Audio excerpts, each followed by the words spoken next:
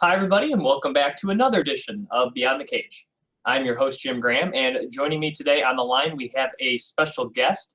She is fresh off her win at Invicta FC 17 over Ariel Beck. She is Rachael Ostovich. And Rachael, thanks for coming on the show. Thanks for having me, Jim. First up, want to start off with your fight there against Ariel. And coming into this fight, you hadn't fought since September of last year. Did that long layoff make it, were you kind of itching to get back in the cage, I guess I should say, against Beck? Yes, definitely I was so excited to get back in the Invicta cage, and, I wish I could be more active with Invicta, so I'm hoping that, after this win, that they keep me a little bit more active. That way, I'll be more comfortable the next time I fight. Now, I know some other fighters also fight with Invicta and some other organizations. If things weren't as active as you like, would you consider fighting for another organization at the same time with Invicta, or would you like to just stick with Invicta for now? I see a lot of other fighters, they, jump to different organizations to stay active, and I think that's so amazing, and that's so awesome of Invicta to let us be able to switch over. And if the opportunity presents itself, then that's something I would have to think about, and my manager, and of course talk over with Julie and Shannon. But I would really just love to stay with Invicta. Invicta is my home, and I love fighting for Invicta. So hopefully they can get me on, another card before this year's end. Now, looking at the fight specifically against Ariel Beck, it was definitely a back-and-forth battle between you two. You really controlling the ground aspect of the game, and her really caught you a few times with the striking. And I was wondering, did she ever really hurt you at all in this fight with any of those shots? No, not really. It was really back and forth, and, I was actually just really having a lot of fun. It was probably the most fun I've had in the cage. She's a tough girl, and her stand-up was, on point, and she caught me with some good ones. But, when in the heat of the moment, you kind of just don't really feel them. So, props to Ariel Beck for a great fight. Now, of course, it went down as a split decision with the fight going your way. Were you surprised it was a split decision, or were you expecting that it would be a close decision? Well, I kind of knew from the first round that I was behind, and, I had to finish the fight or it would be very close. So, I was expecting, it obviously going to go to decision, split decision. Sometimes when I fight, I don't even remember what I'm doing, so I always have to review the tape, and I could see why it was a split decision, and, I was happy to come out with the win.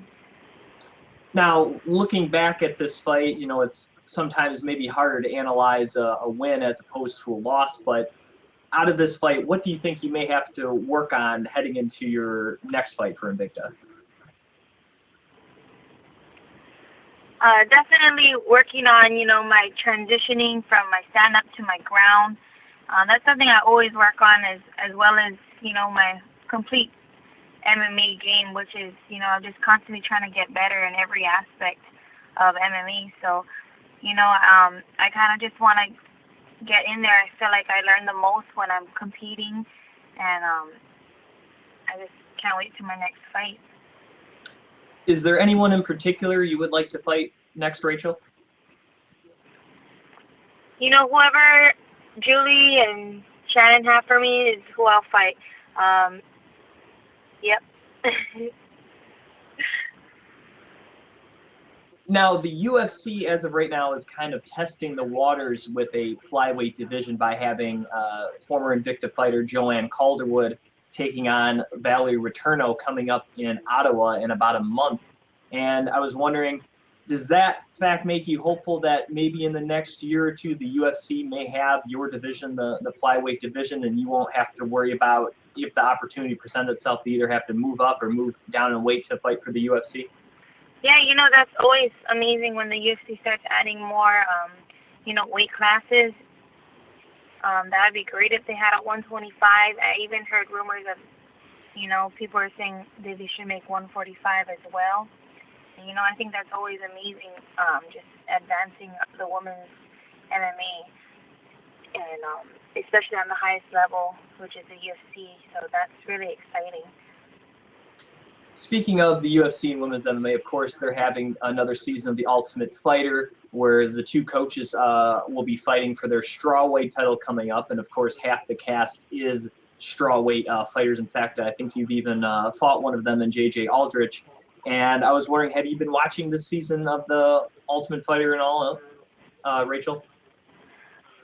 Oh, I'm so bad. I was training so hard for my fight that I don't even keep up with, the episodes, and I want to now that I have a little bit more time on my hands. But yeah, I haven't really been keeping up. I know JJ's been doing really good on there. I've seen some other Invicta athletes on top of the show as well, so that's awesome for them. Now, looking at the rest of Invicta FC 17, I kind of wanted to get your thoughts on a couple of other fights. That spinning back fist knockout of that Charmaine Tweet had over Latoya Walker. I was wondering if you saw that. What did you think about that finish that Charmaine had? Oh, I thought that was amazing. That was probably one of the nicest spinning back fist knockouts I've ever did see. And, to witness it in person, that's an awesome win for Charmaine. Now, in the main event of your fight there over in California, Tanya Evinger once again defended her title successfully over Colleen Schneider. But all everyone is talking about is the kiss that Evinger laid on interviewer Laura Sanko. Do you have any thoughts on that little action that happened there? I don't know if I have any thoughts about it. I know some people took it, offensive and stuff like that, but you always got to be prepared when you enter the cage. You never know what's going to happen. I'm just kidding.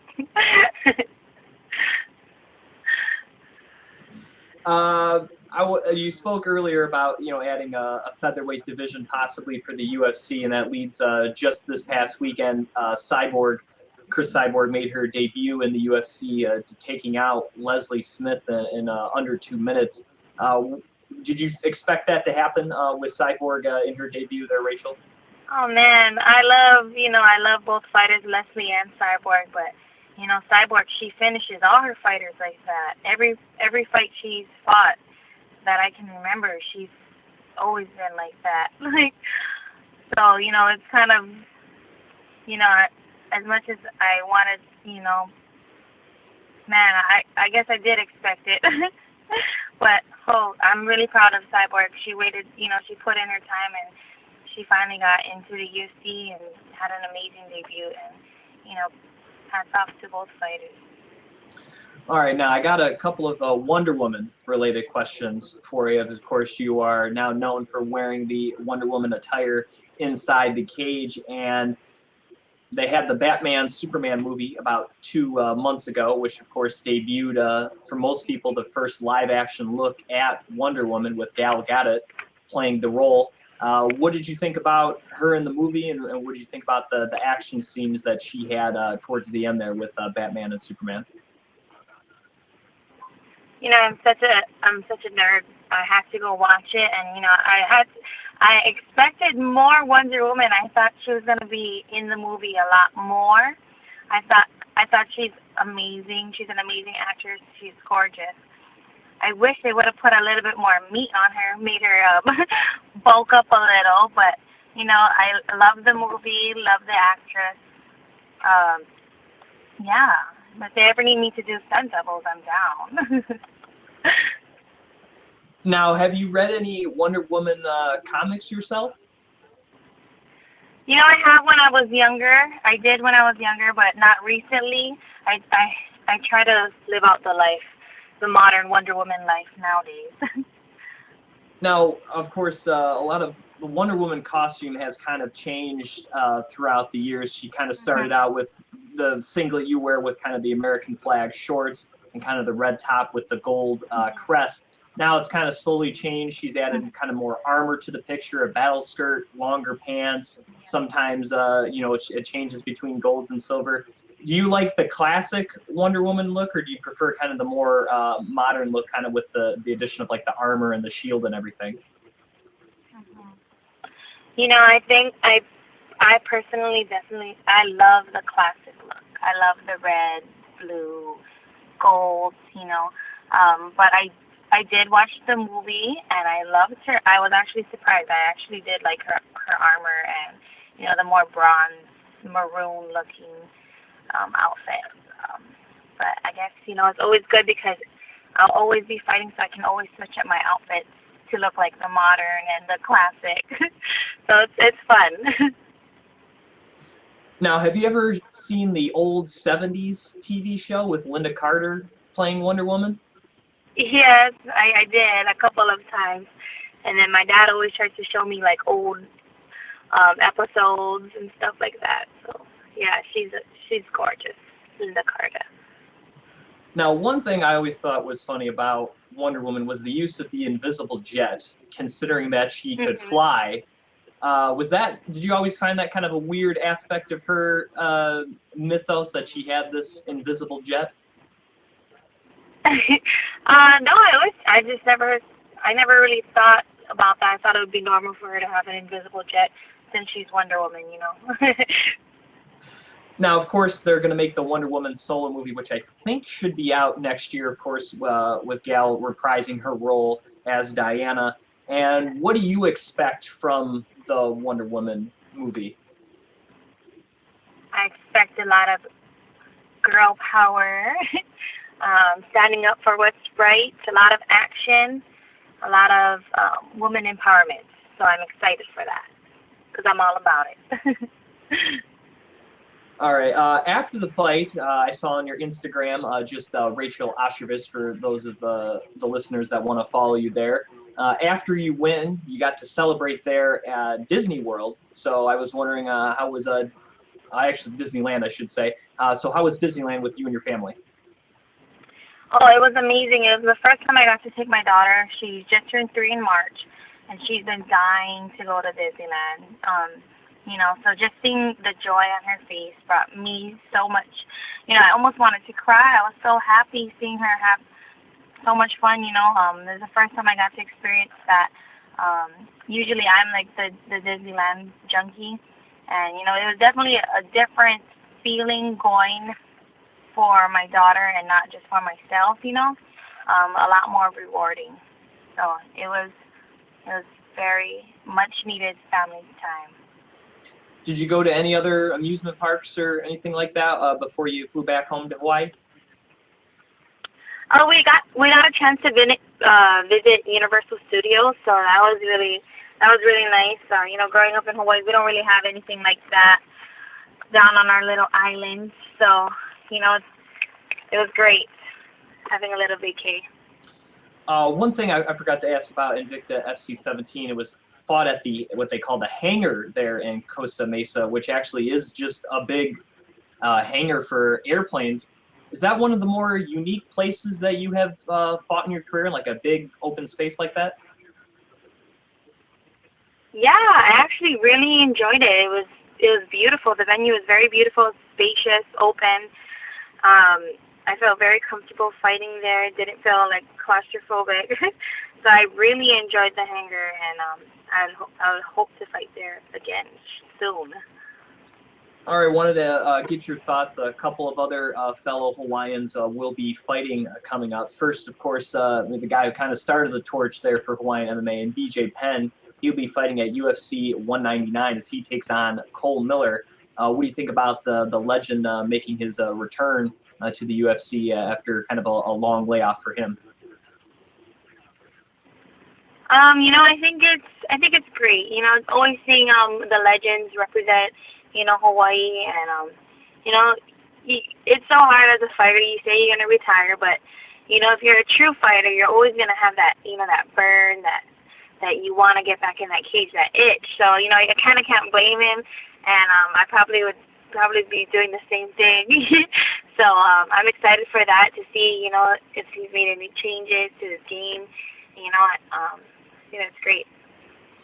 Also at UFC 199, one of the newer guys to the scene and for Hawaiian MMA, of course, is Max Holloway. He will be taking on another tough fighter coming up at UFC 199 in Ricardo Lamas. What do you think about Max's chances there against Ricardo? Oh, I think, you know, I'm Team Hawaii all the way, so go get him, Max. You know, he's been on a winning streak, and, you know, he is blessed. So that's my pick, Max Holloway for the win. All right, I'll get you out of here with this, Rachel. I wanted to ask you, you did before the fight, you debuted kind of an awesome logo of you wearing the Wonder Woman outfit with the Invicta gloves and everything. And I was wondering if you could tell me and tell the listeners kind of a little about the thought behind getting this logo done and who did the art for you. Oh, so I absolutely adore that logo. It was made by an artist that I found on Instagram. Her name is Shabby Escalante, and, you know, she helped me make it personal, look like my weigh-in outfit. She even put the Invicta logo on the gloves, and, like, she even put it on a crown. So I thought that was so amazing. And we're actually supposed to make shirts for this fight, but, you know, my shirt guy fell through, so I was just gonna wait till my next fight to use it. So be on the lookout. But yeah, I just really, I wanted like a comic book look, or like a, you know, a cartoon look. So that's where we got that idea from. So yeah, I really love that. All right, she is Rachael Ostovich. You can follow her on Twitter and Instagram. It's just her name, at Rachael Ostovich. And Rachel, thanks again for coming on the show. I really appreciate it. I look forward to your next fight later this year. Thank you so much. It was my pleasure. Have a blessed day. And now we're set to go to a live Beyond the Cage starring myself, Jim Gramm, and my co-host, Colin Camper, right here on YouTube. So stay tuned and enjoy.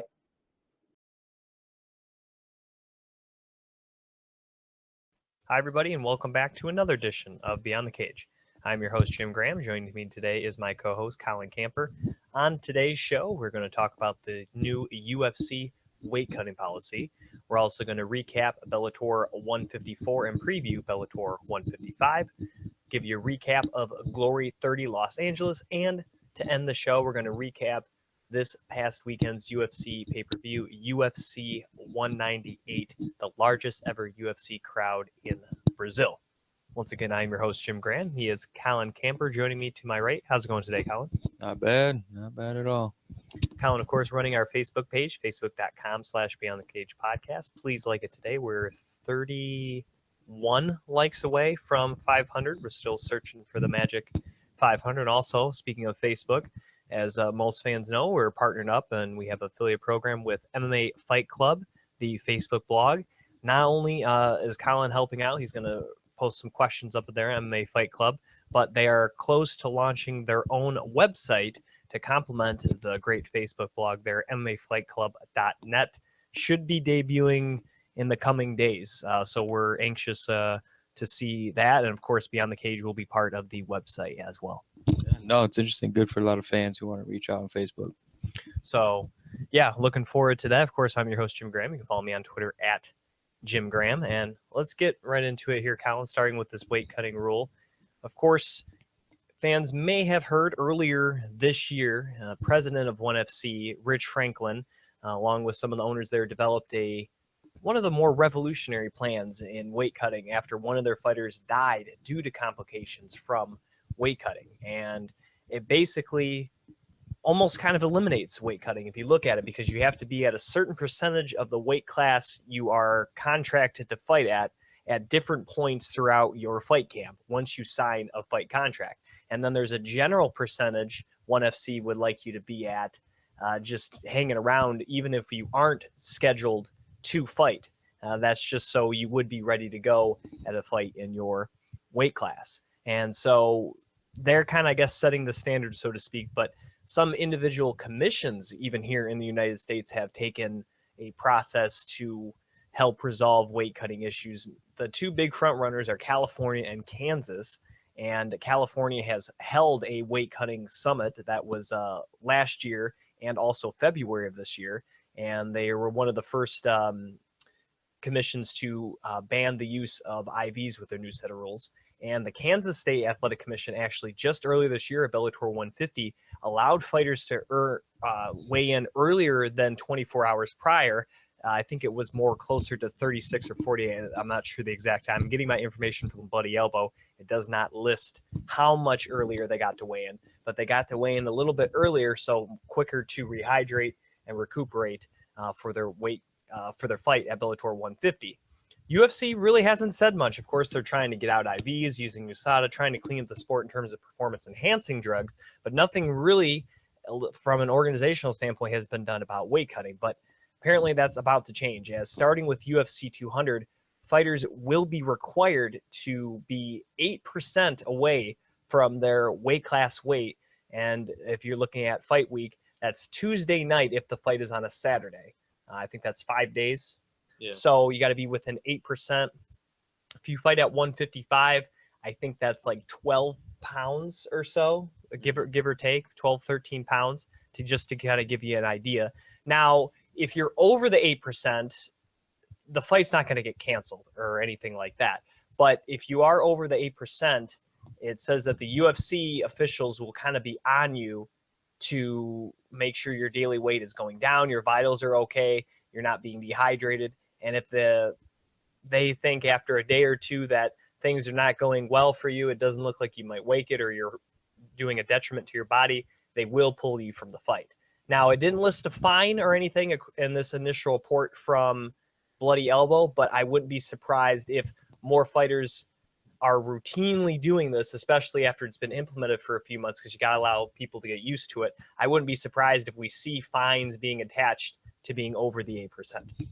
Yeah. I know most organizations are just really trying to find out how to deal with this whole weight cut issue right now and everything. Everyone's doing different things and issuing fines, different percentages, when and where. I mean, any progress is a good step forward. I feel like a good one that maybe we'll see at some point is just a rule where you just got to weigh in at the weight at some point during fight week. Like, you know, if you come in on Tuesday, between Tuesday and the fight Saturday, you can even weigh in Saturday. At some point, just hit the weight. You know, I mean, I feel like that's a more natural way to do it. So if you want, you can hit the weight Tuesday and rehydrate better throughout the week and everything. I mean, both fighters would have the chance to do it. So if they want to put a little bit of bulk on, but it would just, I think, allow for a healthier transition from the day of weight cutting to the day of the fight, since that seems what a lot of the big issue is rushing it down and cramming it in that last 2 or 3 days. I feel like if, you know, the fighters knew they had like 5 days out from the fight, that's when they could actually start the weight process and everything and not have to worry about rehydrating super fast. That would help.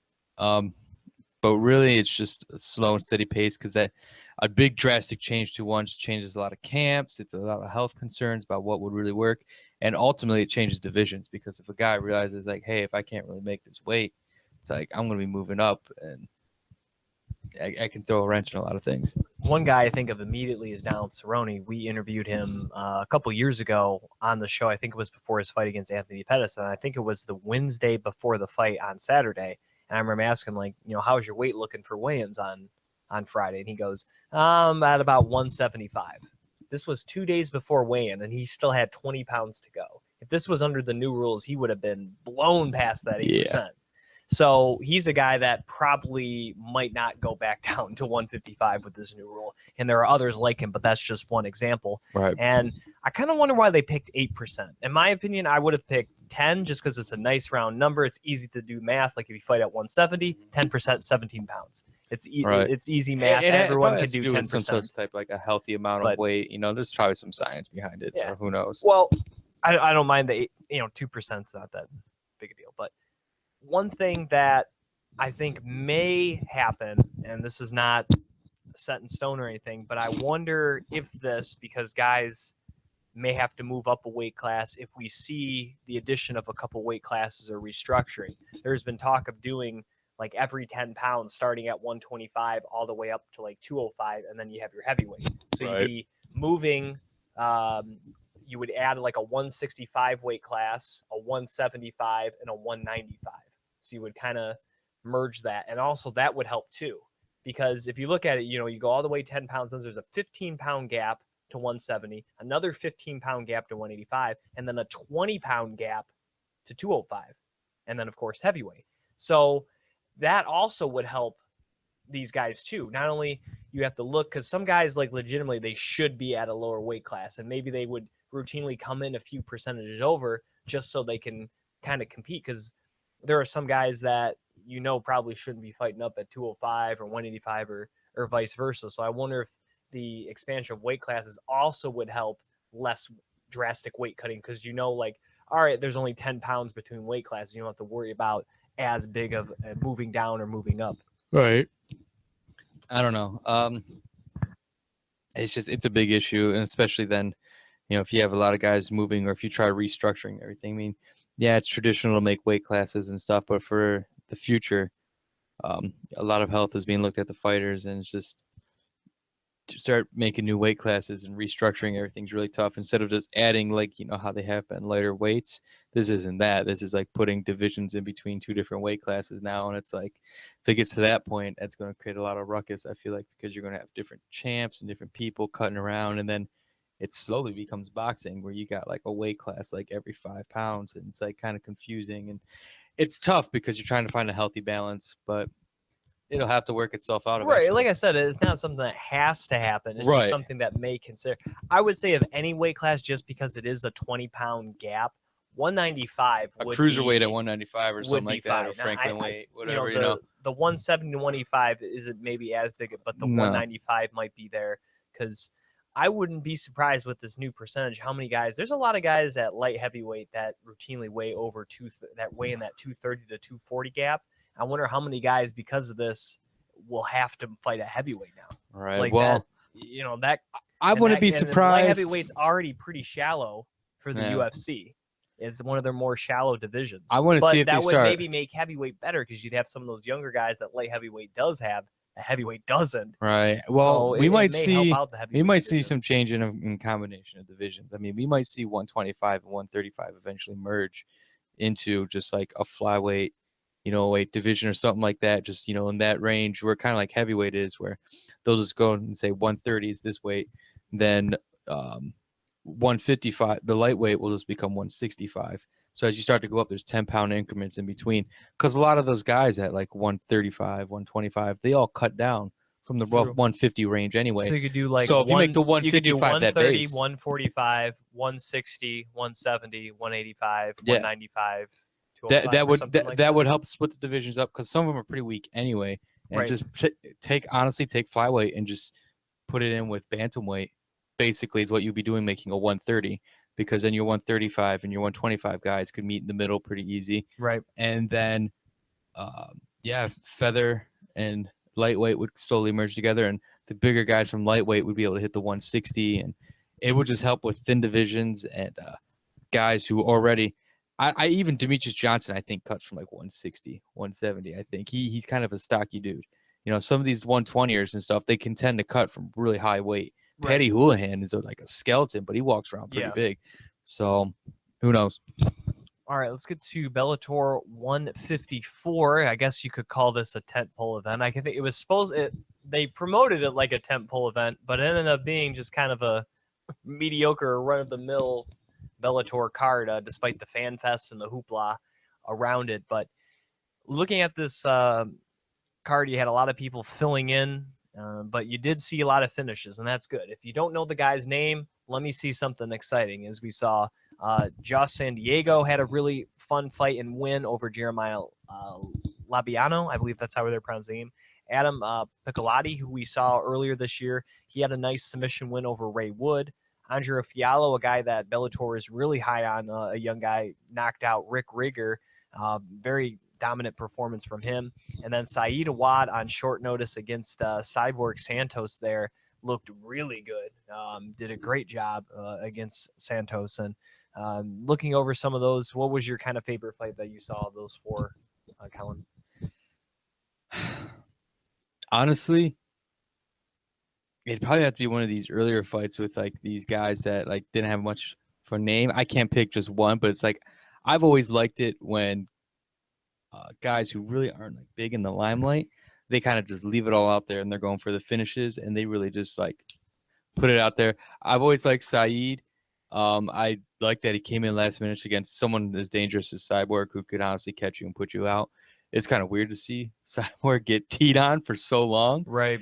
But there's some interesting fights. Phil Davis and King Mo was a very technical and really smooth fight. And it's interesting to see like two such strong wrestlers kind of do a lot of striking back and forth and everything. It seemed like them evolve in their game as striking went on. So right. Yeah, getting to that main event, Phil Davis against King Mo, I thought it was funny because they said a couple times during the broadcast, they're like, oh, this is a fight every Bellator fan wanted to see. And I was like, really? Like, really? I mean, I'm not opposed to seeing it, but I was like, I don't know. Anyways, first two rounds I thought were pretty close. I thought King Mo did a really good job in round one. He was throwing a lot of good volume strikes. Davis seemed to have some trouble with King Mo kind of pressuring him with those power shots. Didn't land too many, but landed a lot more and was being active. And then in round two, Mo slowed down a little bit, and I think Davis started to throw in some more kicks. And round two was really close. I think that one could have went either way. Round three, I think, was the best round, maybe of the night, as far as just a back and forth between two fighters. That third round, Mo had some power shots. You saw Phil Davis had that takedown. He was close to a submission. He had some ground and pound, and then Mo kind of landed some shots there towards the end. Really good ending to this fight. I still probably would have gave Phil Davis that third frame. It was kind of how you scored the second round. And, of course, the judges all saw that second round for Phil Davis, and as well as the third to give him the unanimous decision victory there. And disappointing for King Mo again. Another time he takes on a big name and he loses. That's kind of been, no pun intended, his MO so far in Bellator. He hasn't been able to beat the good to better names so far, and really puts him in an interesting spot because he has a loss to Phil Davis. He's already lost twice to Emmanuel Newton. He's already beaten Linton Vassell. Does a matchup with Tito that exciting, considering Tito got submitted in the first round of his last fight? I'm thinking a great option for him, because we all know Phil Davis will take on Liam McGarry. He already earned that right by winning the Bellator tournament, so he didn't really have to take this fight, but he did, and he won it, so he gets that shot. But I would like to see King Mo in that Risen open weight tournament, especially since Vanderlei Silva is not going to be able to compete. It would be nice to have a big name there, a guy who I think can legitimately win. And I think that is King Mo, especially considering he won the last Risen tournament that they had. I think he'd be a good participant and a good name that Bellator can send over, since they can't send Vanderlei. Definitely. I mean, he's got popularity over there. I think honestly that's his best shot right now. It's just to go over to Risen and just use the name he's brought. Just do it out, I'd like to see him. Obviously, he didn't fight in this card. He got injured. He was supposed to come in and fight on short notice in the co-main event, Sergey Karatanov. But I think Karatanov would be a good guy for that open weight tournament. Maybe a Czech Congo. I obviously think even Emmanuel Newton. I think he's a kind of a weird matchup for people. He has weird strikes. He has great conditioning. A guy that would be great for a tournament setting. I think he would be an interesting guy. Just looking at some other names. Of course, Risen's going to bring in some of their own guys as well, but just kind of throwing out some names that Bellator could possibly, throw in the mix there. Yeah, I know. I mean, they got a good handful of names. Czech Congo would be interesting to see because he's so large and intimidating. Manhoef. Manhoef. Yeah, we could he's fought big dudes before. Hey, who would be? I wouldn't be surprised, but that'd be great. So maybe even Joe Schilling. Maybe if this guy, we'll get to Joe Schilling in a minute, but he'd be an interesting guy. Joe Schilling would be interesting to see over there. We'll see what he's got on his plate. All right, so that was Bellator 154. Better than I thought it was going to be, considering all the injuries. But I think the biggest news before we get to 155 is Will Brooks, their lightweight champion. He has been pretty much since he became the champion, has really been upset with management and Bellator, saying they're not promoting him, they're not doing this, they're not doing that. Why do I got to fight Michael Chandler again? Stuff like that. He's really been vocal about his situation with the organization. And finally, I think Bellator just had enough and realized this guy was probably destined for the UFC in 1 or 2 more fights anyway, just decided to let him go. And one of their big fights to add to their Dynamite card, already featuring Rampage Jackson and Matt Mitrione, along with some Bellator kickboxing bouts, they decided to have former champion Michael Chandler take on Patricky Pitbull now for the vacant lightweight title. And while some people think this is an odd move, I think it is a good move. The guy was clearly upset with the way things were going with him and his promotion and management and stuff. And he has been running through everybody you've been putting from anyway. He's been clamoring to kind of fight the best and go to the UFC. So it's kind of, I think you're just letting him get out of his contract early and let him go to the UFC and test those waters out there. Yeah, I don't know. It might have been bad blood. Maybe they just didn't want Will Brooks to win when he did, and a lot of people were surprised by that. But I imagine if the Bellator contracts or anything like UFC, they guarantee you so many fights a year, and it seemed to me like Bellator decided they weren't going to give him any fights through whatever rift they had, and just waited it out up until basically that point came where it's like, oh, well, we didn't give you a fight. We violated your contract. Guess we'll just cut that. And it's really just to keep him on this. I mean, that's what happened with Alvarez. He got kept on the shelf forever. Well, the Alvarez thing was because he was like a restricted free agent where he had a matching clause. So there was a match, and then there was a court saying what Bellator didn't match, but there was a whole thing about that. But yeah, it seems like now this is like the second lightweight champ in a row. Basically, Alvarez lost the title, but basically the second guy in a row that had like big name on him, worth a lot of money, that they just kind of held out for a while and just like through like whatever contract clause or legal trouble or whatever they could do, they shelved the person, and that's going to harm Will Brooks. I mean, we saw what happened to Alvarez. It took him for a while to get back up. He had a soft skid over here. If he gets picked up by ONE FC to UFC, he's got to have a warm-up match because Gaethje called him out in ONE FC. If he goes over there, jumping into the Gaethje match, about World Series of Fighting.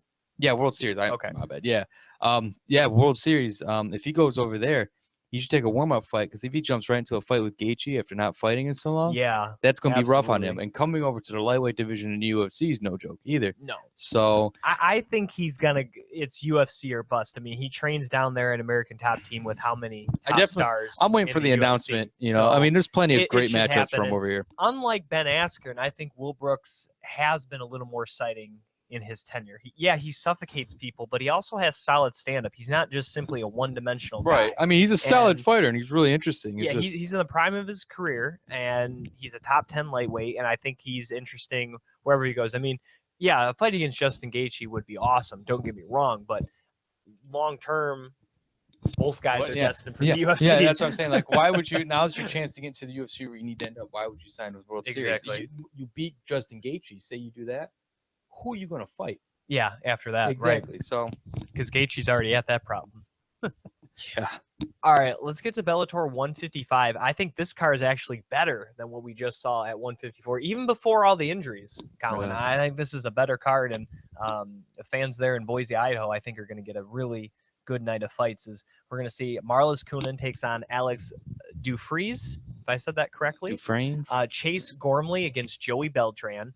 Dave Jansen against Massine Held, Pat Curran against Georgie Karakhan, and to top it off, Bellator's middleweight championship on the line as Rafael Carvalho takes on Melvin Manhoef for his first title defense. I think this is a really good 5-fight card for the main card there on Spike TV. Yeah, no, I mean, obviously, Bellator has been having this phase where they do like solid card, tempo. The last one could have been a solid card and it kind of fell apart, but this one, that happens. This so far, no one's really pulled out or anything. It's going through. I feel like this might be a sleeper because there's a lot of recognizable names, but nothing that draws casual fans in. But there's a lot of really good talent on this card, and this could be super exciting. And for a weekend where there really isn't much going on, right? This is a good chance for them to get some spotlight. Absolutely, and of course, we're all excited to see how Manhoef fights, considering his loss there in Bellator Kickboxing 1 just a few weeks ago over in Italy, which was right during the training camp for his title defense against Carvalho, who, I mean, that body kick he threw at Brandon Halsey, I mean, this dude is for real. This guy is really good. And not to mention, like I said, the co-main event, Pat Guerin against Georgie Karakhan, both have suffered some losses as of late in the featherweight division. A win over by either puts them right back in the thick of things of arguably Bellator's best division. Yeah, and Curran's super exciting. He's really fun to watch. He has just like the weirdest power in his hands, and it's just entertaining. I'm excited for that fight. I don't remember the last time I watched Georgie fight, to be honest, but I don't remember his last win either. I think I want to say he fought. That's right, Daniel Weichel. That was last December, where he looked. I don't know. He was somewhere else there in that Weichel fight. I remember that. I can't remember us talking about it now. Yeah. Okay. So, hey, who knows? I feel like this will be definitely like a barn burner. It could be like a slugfest in this fight. I mean, most of these fights on this card could be like barn burners, but that one's a pretty good shoe-in right there. Right, and now with kind of that, speaking of 155, with that vacant title coming up in June, Dave Jansen and Masin Hill, two guys who have fought for the lightweight title, a win here by either, much like Curran and Karkanian, that all of a sudden they're right back in the thick of things for Bellator's lightweight picture. Yeah, I'm just going to sound like a broken record here, but I'm going to say it again. Like, there's just really good sleeping talent. Like, people are just not realizing, like, a lot of these guys, like you said, are just a fight away from getting back in the title contention. So there's going to be a lot of just blood in the cage, I feel like. All right, let's get to Glory 30. Was over there in Ontario, California, technically. Looking over the undercard real quickly, of course, the big fight, the big signing everyone's talking about, also going to fight in Invicta. Tiffany Van Soest made her long-awaited Glory debut, the former two-division Lion Fight champion, making her Glory debut. This coming on the heels of that big announcement we talked about on last week's show. We were wondering what it was. We thought maybe it was a tournament, maybe some weird crossover card, maybe a big signing, maybe a new TV deal. All these speculations, we thought what it may be, but ended up being a tournament. And that will be a super, this is what they're calling the weight class, super bantamweight. And they will have a 8-woman Grand Prix tournament with the winner at the end becoming the first ever Glory female champion.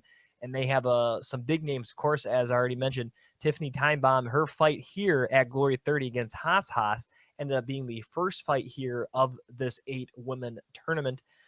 Looking at some of the other females completing, former Bellator champion Zola Frostow will be competing. She will be taking on Daniela Graf in one of the other quarterfinal matchups. Also, Emile Debbie, she's 27-0. And she's going to be taking on Jae Wee Lin, who is actually supposed to fight Tiffany Timebomb. So glad to see her get back in the thick of things. She's 13-2 in her career. And the last quarterfinal matchup will be Firel Amaradian, said that correctly, against Irina Mazpea. And that will be, that was the tournament reserve fight. The other one is Iman Barlow against Isis Verbeek will be the last quarterfinal there. And 3-5. Holy we got these are some good ladies here. We kind of talked about them saying, this Tiffany Van Soest fight, we said this is a big deal because we want to see if Glory will test the waters in the female division. And if you look at based at that fight she had against Haas Haas, I'm excited. I'm ready to go. I mean, she had a great performance against Haas Haas, and no offense to her, taking this fight on 9 days' notice against the caliber fighter like Tiffany Timebomb. She held her own. I mean, she took some shots. That right hand there at the end of the first, I thought she was going out. I mean, that was a big right hand from Tiffany. She was able to stay the course, and, Tiffany just kind of outclassed her as this fight went on. But the fact that this girl's 19 years old, already has 10 professional fights, she's definitely going to be in the thick of things moving forward with her career. I mean, to be so young and already, being good enough to be tabbed by Glory to fight does say something about her overall skill. Yeah, no, if half these fights go the way that Van Soest fight went the other night, I mean, this is going to be a super exciting tournament, a very exciting division. And, of course, we're actually going to have coming up soon, we already booked the interview, but we're actually going to talk to Zola Frostow coming up here about her interest in this tournament, what she expects, what she thinks of her opponent, when she'll think she'll fight. And for people who think she just does MMA, she's actually undefeated so far in kickboxing with a perfect 4-0 record and 2 knockouts. Now, that's not a lot, but she has almost 20 professional MMA fights, and she's been training with, for mixed martial arts and kickboxing for years. So I think this is a good transition for her as well. So, Tiffany looked great in her opening fight, and definitely the hype was deserved for her. Looking at the rest of the undercard, Guito Innocente, boy, man, he kept on throwing them spin kicks. It wasn't just the one-trick pony. He's kind of like the heavyweight Raymond Daniels here, and looked really good in his win there of veteran Dowles, who took the fight on short notice. Mike Lemire gets a win here over Roberson in the middleweight division. Of course, big night for the middleweight division. And then headlining the Super Fight Series, Joe Schilling against Jason Wilness for the second time. Controversial fight. Ended up being a knockdown. I believe that was the second round. Jason Wilness throwing a straight right. Schilling looked like he's slipping. The punch there hits the top of Schilling's head. Schilling falls down. Referee ends up calling it a knockdown and scores it a 10-8 round for Wilness. When the judges' scorecards went down, one was a draw. 2 judges had it for Wilness, and what some are calling a very controversial decision win by the Dutchman, Jason Wilness. Yeah, Schilling can't get a break right now, honestly. I mean, yeah, he had a good fight recently, and then he had this loss, and he's bouncing back and forth between leagues, and it's just like, and then, those KOs that he suffered in his MMA fights, and it's just like Schilling's just had like the roughest time of just slowly and just gradually just sliding out, I feel. Yeah. It's unfortunate because he's a phenomenal kickboxer. He was supposed to fighter. fight Artem Levin at Glory 24. Mhm. Levin gets hurt. He loses his title shot. Jason Wilness steps in. He wins the fight. Jason Wilness breaks his toe TKO. Then Glory 27 a few months later comes on short notice, beats Lake Mir pretty easily at Chicago. Yeah. Then we thought, maybe he'll factor in the title picture. They give him the rematch against Jason Wilness. Like, okay, if he beats Wilness, he'll get a shot. Now he loses to Wilness. Whether it's controversial or not, it's hard to, Wilness, good on him. He fought a good fight. It wasn't like Wilness was bad or did anything wrong. It was just Joe Schilling was definitely landing the power shots. I thought he was closer to ending the fight, and to me was more active. Wilness was countering well. He was staying in the pocket, but he didn't do anything enough. Wilness has never been that active lately. I noticed even in got his a lot last of power fight, and stuff. Yeah, he fought, wasn't that I believe, active. was that in Paris? Yeah, he fought in Paris and Yeah. won, and I wasn't impressed. So Wilness shoots up the ladder. I don't know if he'll get a title shot because, like I said, it wasn't the greatest performance. But if you look at, guys on a roll, Wilness probably get it. I mean, him and Marcus would be an interesting fight regardless. it would be. Now, of course, we'll see what happens with Artem Levin. I mean, he hasn't officially been cut, so maybe who knows we'll get what that his Artem future- Levin Schilling rematch now. We could. All right, let's get to the main card here. Pretty good tournament. We talked about the welterweight contender tournament here, and as we predicted, the winner of the tournament did come from that first fight, the Casey Green and Richard Abraham fight. And looking at the first matchup there, Green against Abraham, I think Green, not that he underestimated the power, but I think he underestimated how quick Abraham, who was a little shorter and a little smaller, moving in the pocket. Because I think Green was taken aback by that, and also the fact that Abraham could take a punch. Casey Green is arguably the biggest guy in this division, and Abraham was just walking kind of right into that pocket, throwing bombs, and they kept coming. And I think that threw Green off.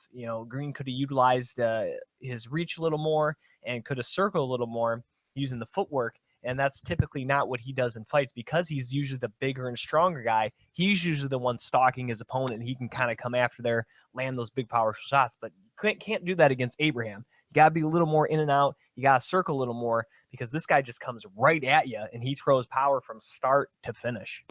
Yeah. I don't know. Abraham was just a man on fire that night. He just came out just determined, and I was like, honestly surprised. I mean, we weren't really dogging on him last week or the week before when we covered the breakdown, but we kind of figured Green had this tournament pretty much in the bag, and that Green and Abraham would have been the biggest fight anyway, regardless of where they got placed. But we figured Green was just going to edge this out pretty simply. But Abraham just came out and just put it on. He just laid it out. He fought really smart, and he rightfully won the tournament. So absolutely, and Ambang beat Morales. Nothing too crazy. He was again. I'm not really impressed by Morales.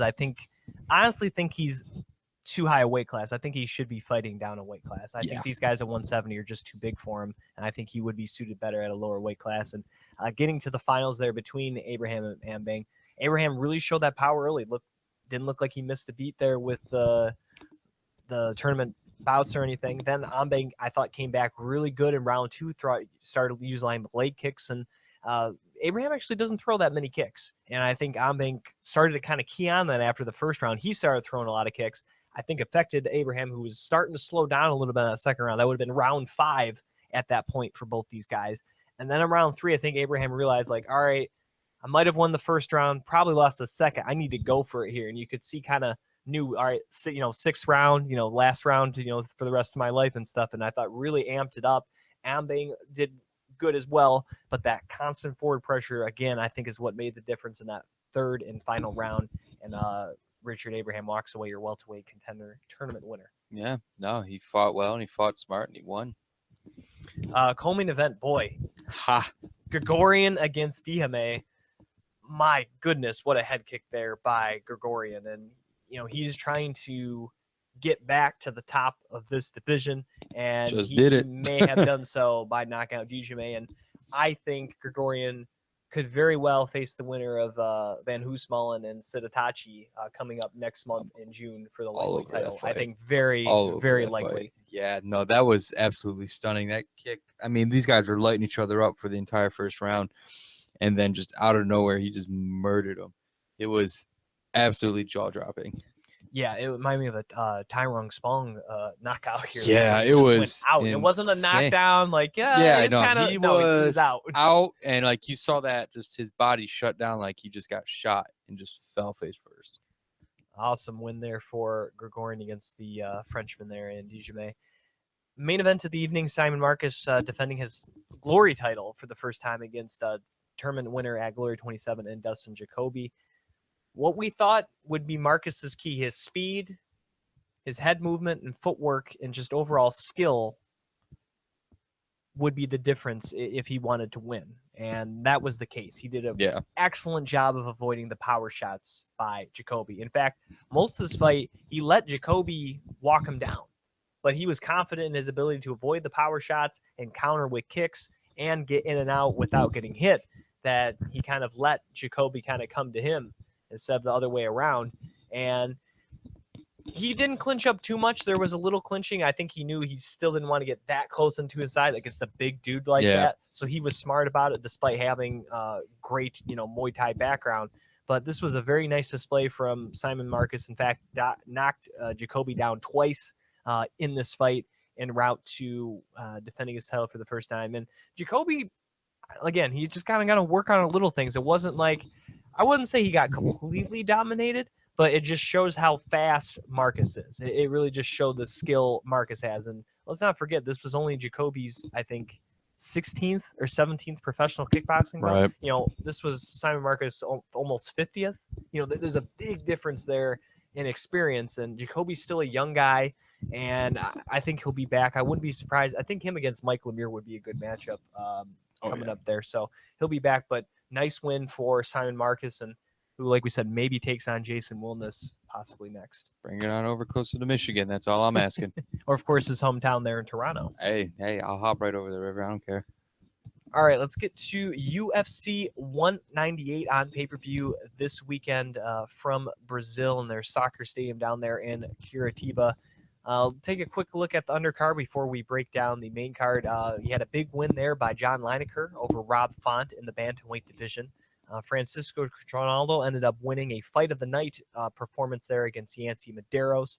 Thiago Santos with a nice knockout there of Nate Marquardt, who I think it's time. I said this after the Calvin Gastelum fight, he should have retired. And now another first-round knockout. I think it's definitely time for the former King of Pancrase to retire. And then a dominating performance by Damian Maia over Matt Brown, which led to a third-round rear naked choke victory for Maia, who appears to be on the cusp of a welterweight title. I hope so. I feel like he could beat Robbie Lawler. He's an interesting matchup, really, against anybody in the welterweight division. He's of course, so good. He's the best jiu-jitsu in the game right now. Yeah, he is so good, and he give problems to Lawler, Woodley, Condit.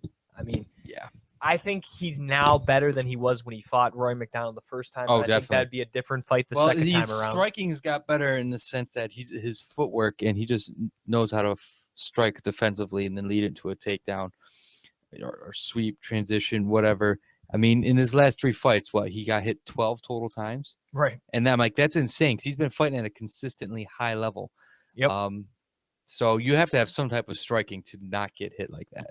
Let's get to the main card. It started off, of course, with the injury to Anderson Silva. Fight had to be moved up, so they moved up Ryan Barberena, fresh off his win there over Sage Northcutt, taking on Warley Alves. Billy's not here today, but we all went with Barberena. We were impressed by his win over Sage, despite fighting in Brazil against the Brazilian there in Alves. Very close fight. I thought a good fight. Both guys, you could tell, were a little tired there towards the end, but just seemed like Barberena had a little more left in the tank, and I probably would have gave him probably rounds 2 and 3. Alves probably round 1. Striking totals favored the American there, as he actually favored the American 164 to 82. And if you look just at thrown strike, Barberena is really putting it up there. Again, this is just a 15-minute fight. He threw 281 strikes to just 139 for Alves. And like I said, even though both guys were tired, Barberena definitely seemed to get better as the fight went on, as indicated by the striking numbers, outstriking the Brazilian 41 to 28 in round 2, and then 78 to 35 in round 3. And I don't think it was just a one-trick pony. It wasn't just like, oh, he fought Sage Northcutt on short notice and beat him. Big deal. This was a tough opponent all the way down in Brazil, soccer stadium, everything against them. And he performed admirably down there, and I think this is a kid to look out for. Oh, definitely. I'm on the Brian Barberena hype train right now. He stole it from Sage, and he's just cruising right through. Light heavyweight Mauricio Shogun Hua against Beeston, 25-8.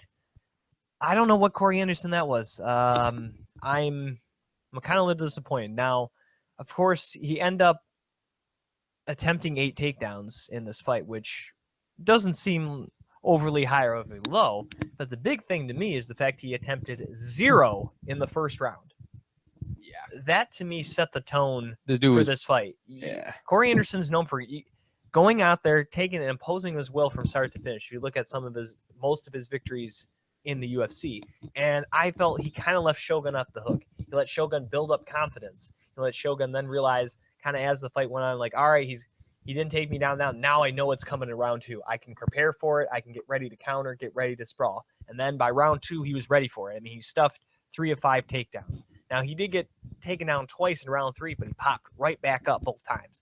And I think Anderson did do a good job in round 3. I probably would have gave him that round. He controlled the most of any of those takedowns in that final frame, but it wasn't enough. Shogun landed the bigger strikes, the harder strikes. He was closer to finishing this fight on multiple occasions. Anderson, if you look on paper, outstruck him 106 to 66, did land 4 of 8, but like I said, really only one of those 4 takedowns that he actually sustained some offense. And again, even though he outstruck his opponent by 40, in those 66 strikes, Shogun was way closer to ending this fight than any of the 106 thrown by Corey Anderson. And it's no surprise to me that the judges went with the former champion and gave him the unanimous split decision victory, rather. Because, like I said, that first round was kind of close, and I think that's where the split came from. Yeah, no, I mean, honestly, he was probably just like Beast in 24-1 or something for this fight camp, because he just did not look like the normal Corey Anderson that we were anticipating. So, but he's also not that close to retiring like Shogun. So whatever, Shogun will get his win. Corey will just go back to the drawing board.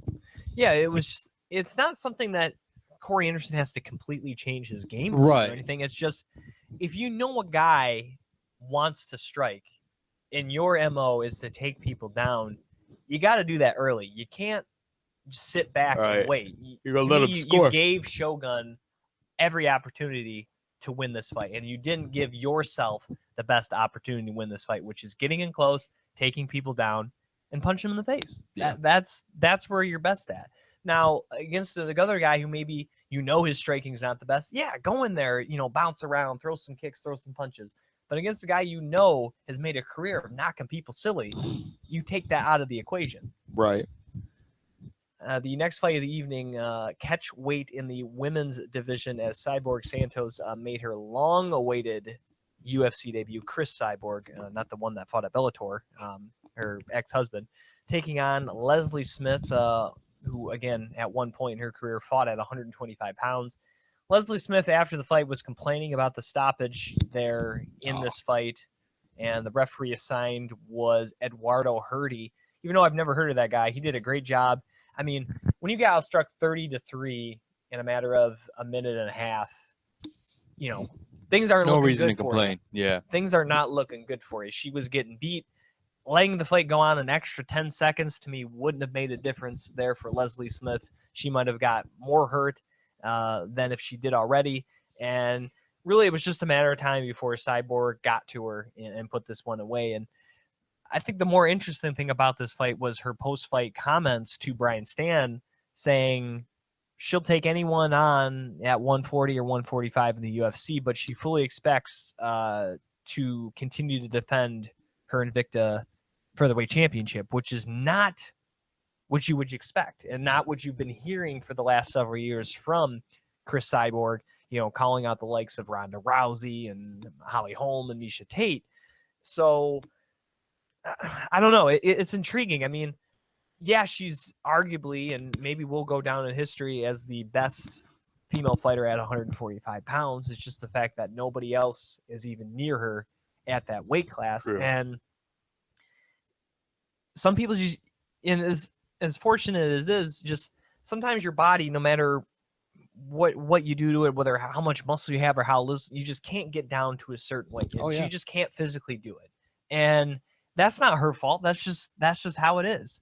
And it stinks, yeah, that she can't make 135, but that's just the way it goes. And I think, if a couple of these other girls, maybe get a loss or two, or, or Ronda comes back and, goes on another run or something like that. A couple of these girls have already lost once or twice, maybe the option to, fight up 5 pounds and, make a nice payday will be there. But as of right now, the top 3 or 4 at 135, they want to stay there right now. They don't want to worry about just moving up for a one-off fight and get destroyed by Cyborg Santos. Yeah, no, I mean, honestly, no one wants to fight her. I think she's the pound-for-pound best female fighter on the planet right now.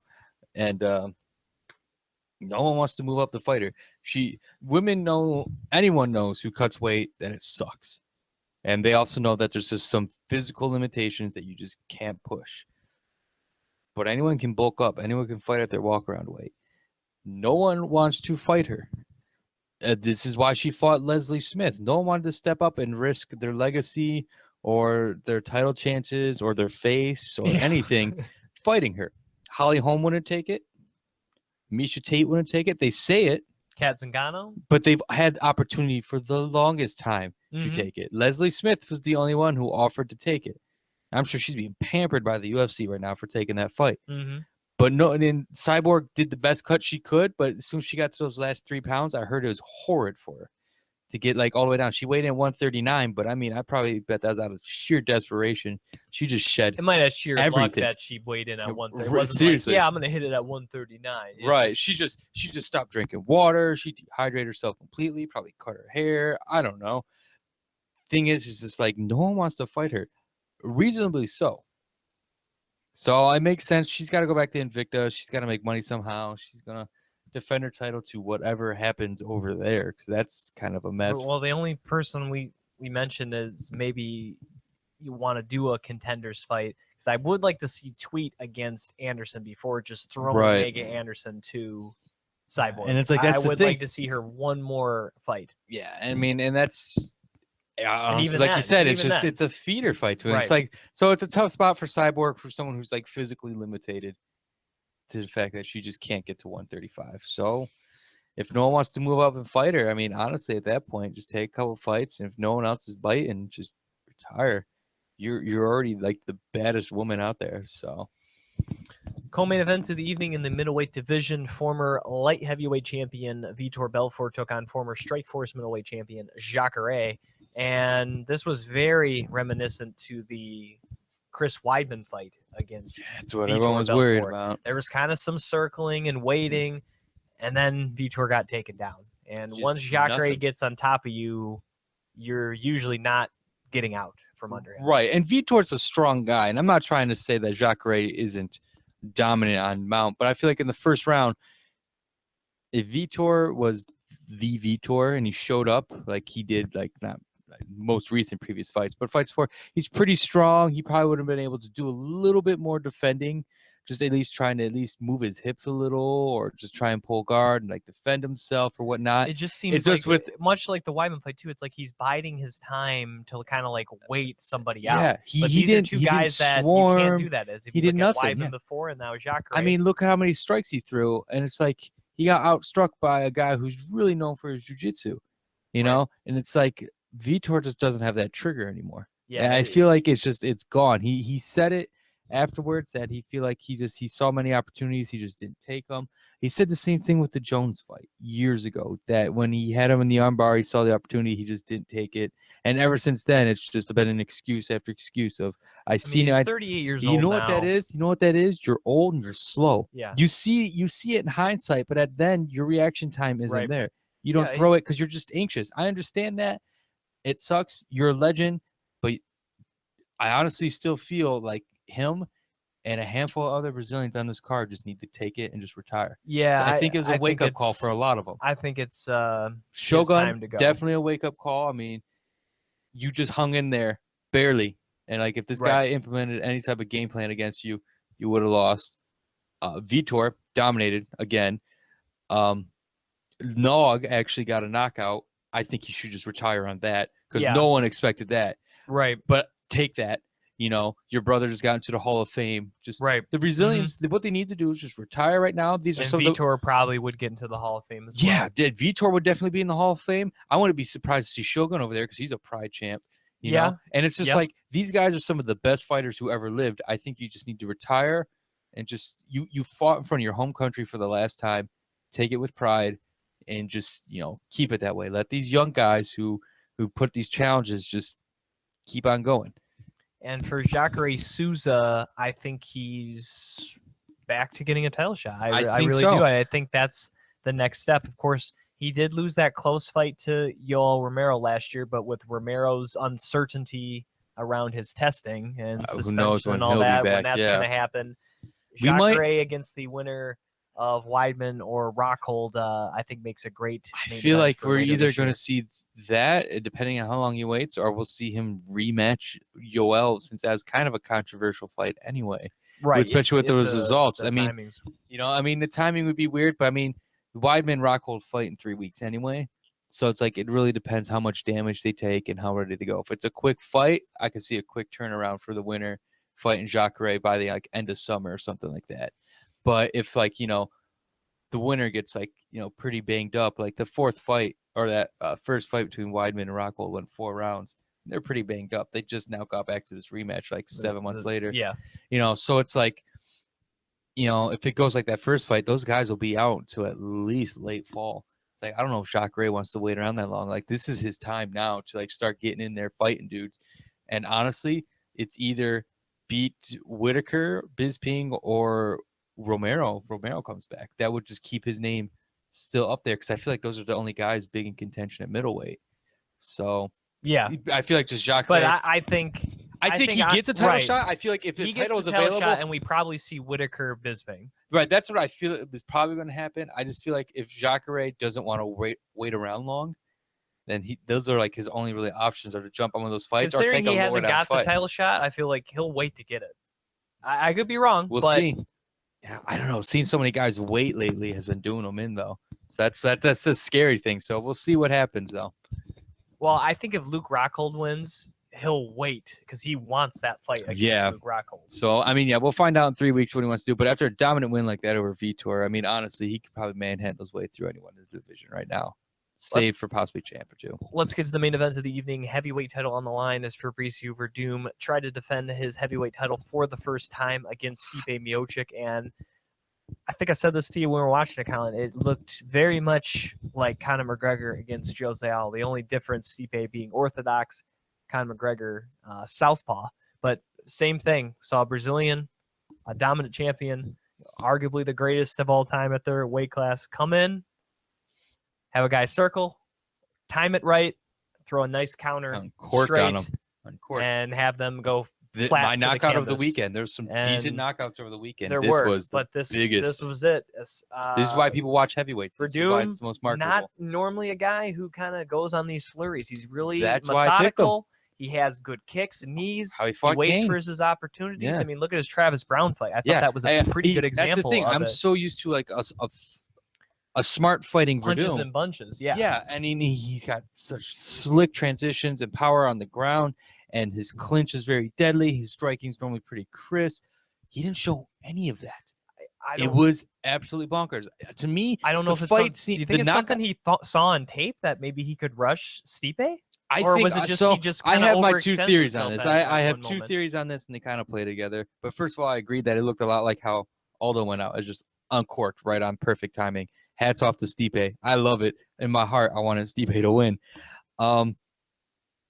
But one was the walkout reminded me a lot of Melvin Gillard right before he got his title shot, and he got that fight with Joe Lozon, and he came out really loose, dancing, grooving into the ring, super confident. He was just gonna beat this guy Joe Lozon real quick, go right onto the title shot, cash the check. Verdum came out. He's in his home country. He was making that goofy little face. He handed a bunch of those little face masks out. He's jamming to his music. He had that Brazil victory theme music from their game shows on. He was living it up. He was just going crazy, which is fine. That's all right. I never seen that out of really. I've seen Verdum be silly, but this was like almost borderline cocky silly, And I feel like he was kind of overlooking the significance of his opponent. It's not like he was just like, at a press conference or just messing around with fans, having fun. That's fine. His demeanor coming out into the ring, and then when he stepped in there, it just, the whole fight, he just seemed like, oh yeah, eventually I'm just going to take Stipe down, or I'm just going to knock him out. He was saying that before. He feels confident in striking. He'll probably just knock him out. And there was a point, where they're going back and forth, a couple flurries here and there and everything, where Stipe slipped kind of by the cage. It was just a slight slip towards the edge of the cage. All the guys always slip because it's like where the cage meets the mat and everything. Some guys get the weird footing on it. And Stipe just readjusted. It looked like he got rocked, though, because it was right after a flurry. And when he readjusted, he kind of just had like a little twitch and everything.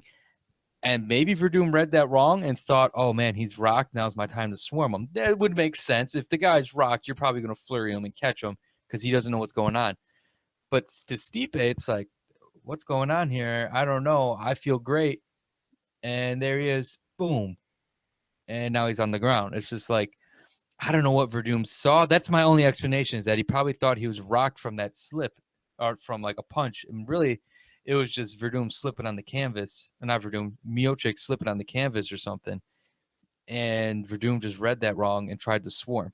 Because I see no other explanation for just something so risky. Well, it could be a thing, like you said, pressure, not to mention it's been a while since he fought. That too. He had he pulled out of the earlier fight when Stipe was going to fill in for Cain Velasquez, delaying this matchup for about 3 months, and ended up pushing it to, I think it was a little under a year. It was like 11 months from his win to become the champion. Yeah. And maybe he was anxious to get in there. Like you said, maybe he did see a slip. Maybe he thought, maybe I'll rush this guy, get him thinking early. Right. And Stipe was the dark horse for this entire division. Everyone said Ben Rothwell was. Honestly, I did not see Stipe getting the title like the way he did. Or like the title shot was warranted. But I don't think really anyone, especially after he got knocked out by Struve, well, not a lot of people expected even the loss to Junior Dos Santos, even though as close of a fight that was, as good of a fight that was, that kind of set him back. And everyone's bit. just like, oh, okay, he's one of those. Then he comes back, beats Mark Hunt, right, dominates him. And everyone just felt like he was like a Czech combo type in 20 seconds. Yeah, where it's just like, he's a heavyweight. He's going to get a couple knockouts. He'll have some good fights here and there. I don't see Stipe Miocic getting a title, some Cleveland guy.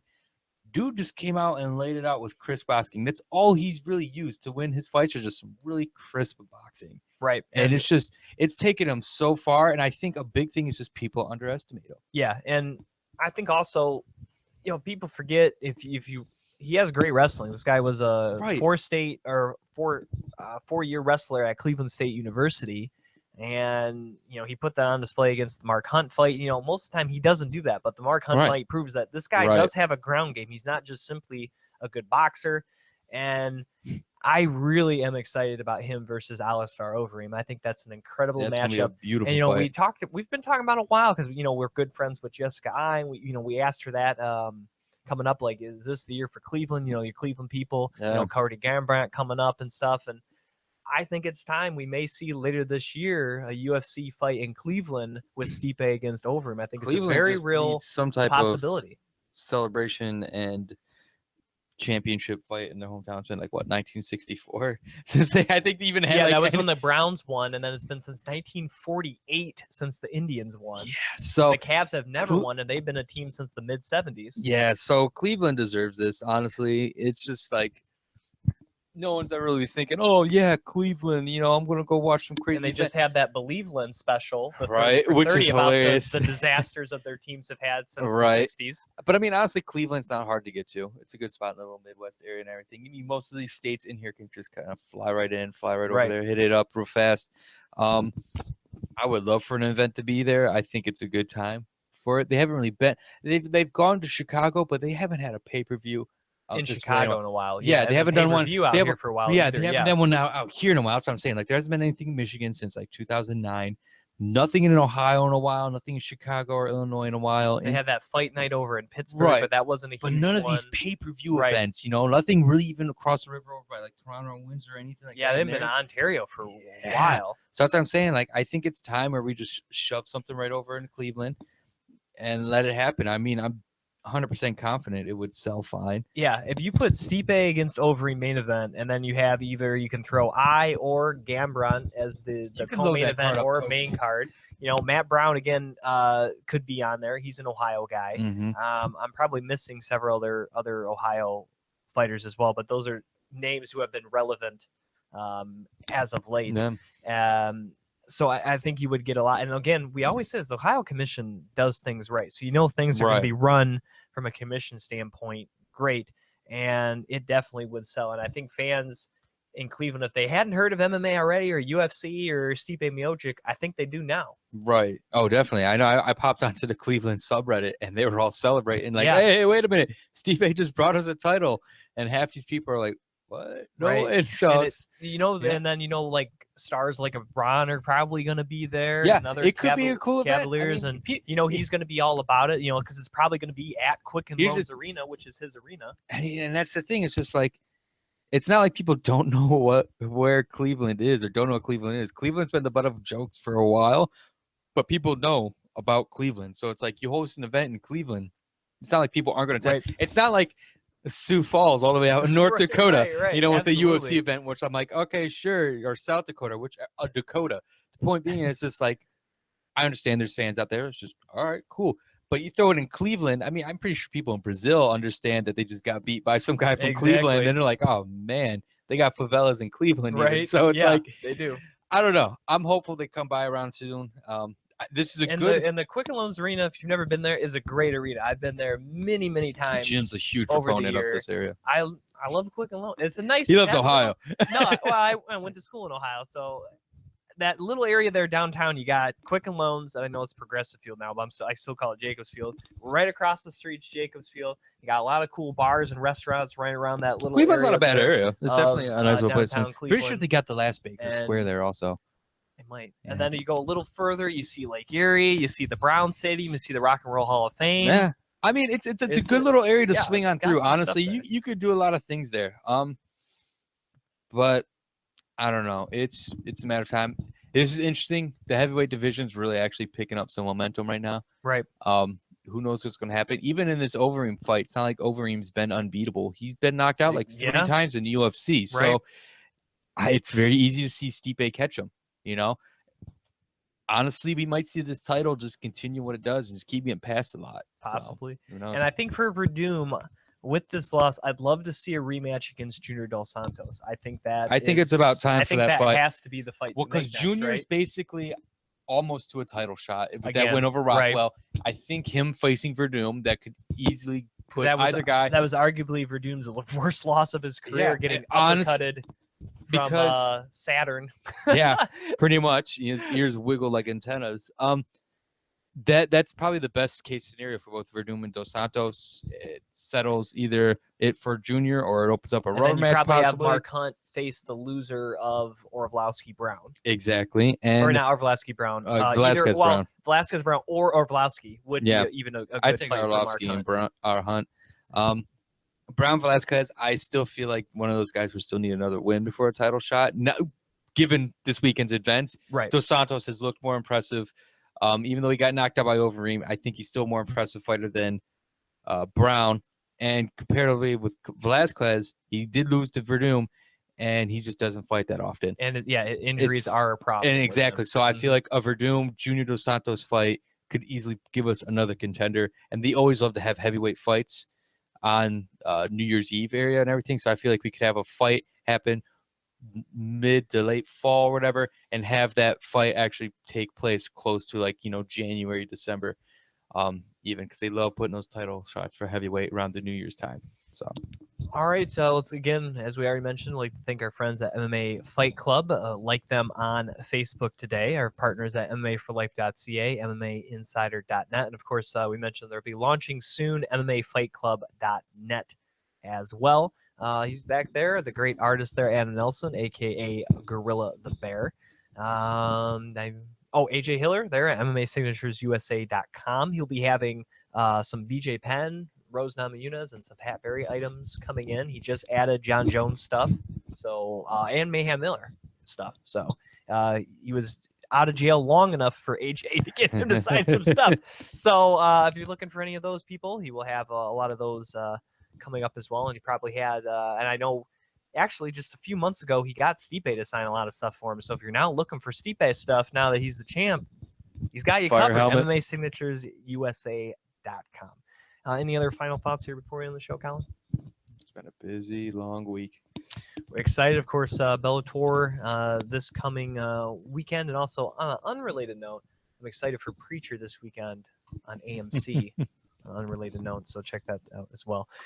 For Colin Camper, running our Facebook page, facebook.com/Beyond the Cage Podcast. Please like that today. I'm your host, Jim Gramm. You can follow me on Twitter at Jim Gramm, and please subscribe to our channel right here on YouTube, youtube.com/Beyond the Cage Podcast. So for Colin, I am Jim. Thank you for listening to another edition of Beyond the Cage.